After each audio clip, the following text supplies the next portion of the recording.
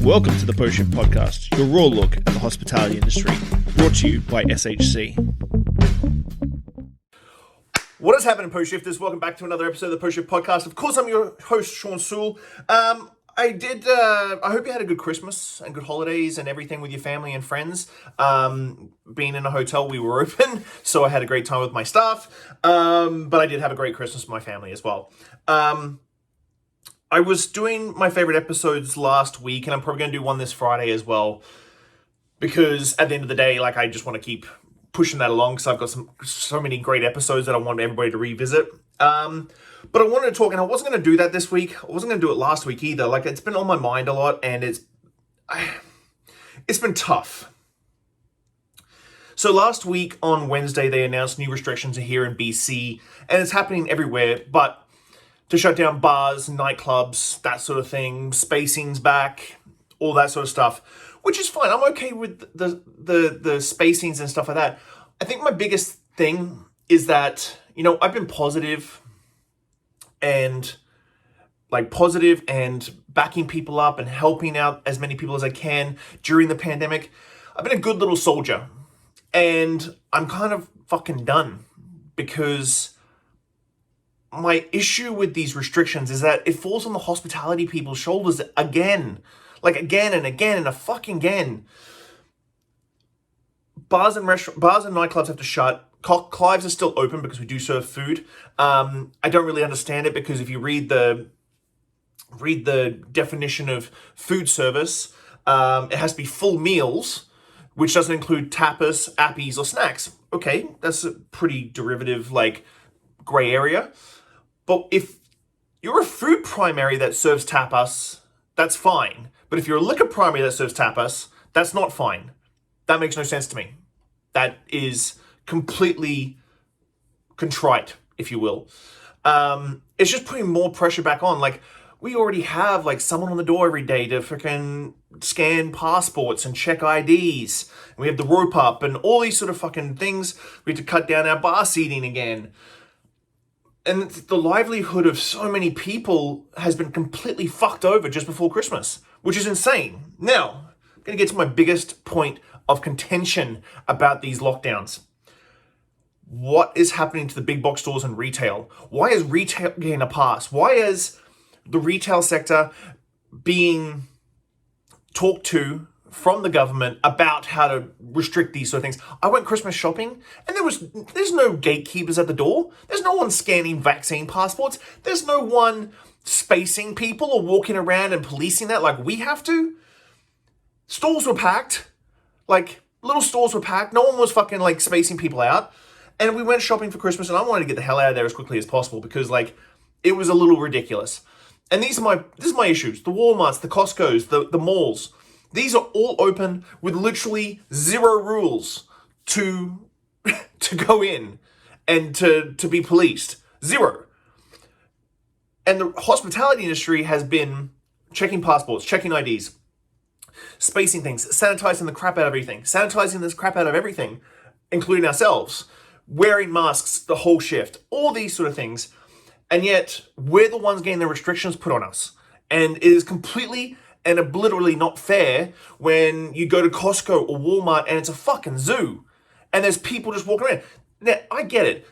There is needs and wants when it comes to retail. The needs, you have to get food, you have to get shopping. But these days, you can order food online and it gets delivered. So when it comes to a want, no, you shouldn't be able to go to a Boxing Day sale. And this is my opinion. You shouldn't go to a Boxing Day sale when we have restrictions where restaurants can't be, bars and nightclubs can't be open. And some of these guys, I'm going to point out one, Lucky Bar and Duke here in Victoria have done absolutely everything. They're liquor primary bars. They used to be sort of more nightclubs, dancing, that sort of thing. Spent fortunes on tables and chairs. The guys at Lucky Bar flew to Chicago and drove back with the chairs and tables just so they could get back open for a couple of months before it sort of hit the fan again. And this is the ridiculousness of it all. Everybody has been playing by the rules for so long.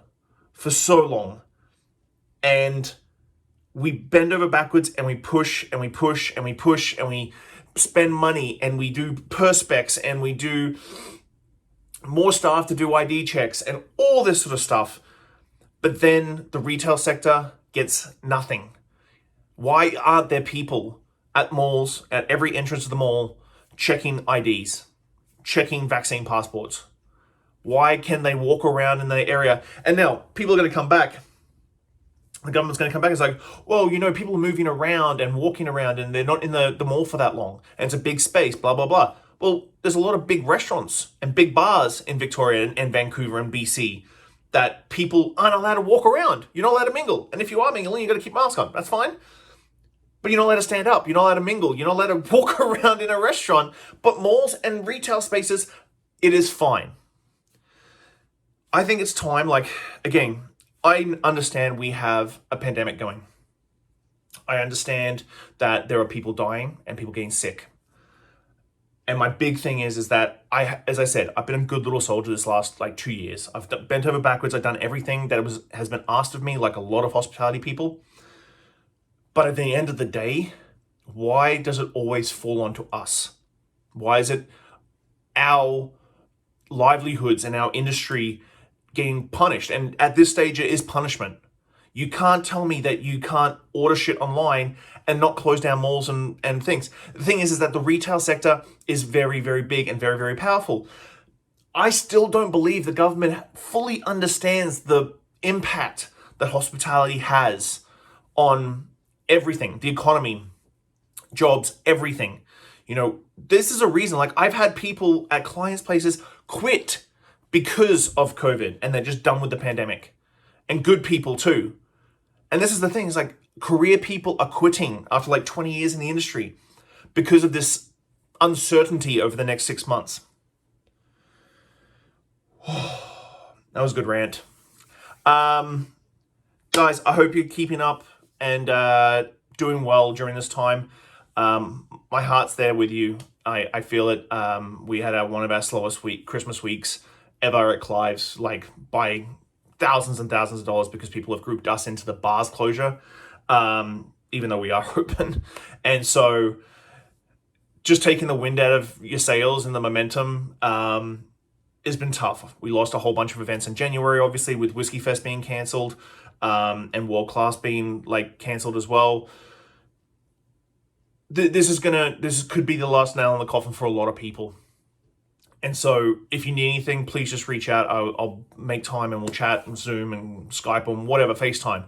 But guys, thanks as always for the support. Hope you're enjoying my favorite episodes. Morgan Thaler, DeGroff, Jill Coxon. Have a good week, guys. Keep your heads up. And if you need me, you know where to find me. Thanks as always for the support. Bye. Thanks for listening, Pose Shifters. I hope you enjoyed that episode. I really enjoy sitting down with friends and peers and just chatting about the industry and getting down to the nuts and bolts of what's really going on out there. Make sure you subscribe, comment, everything on all the platforms. Just hit it up and I'll do my best to answer any queries or questions you have. I'll see you next week, guys. Bye.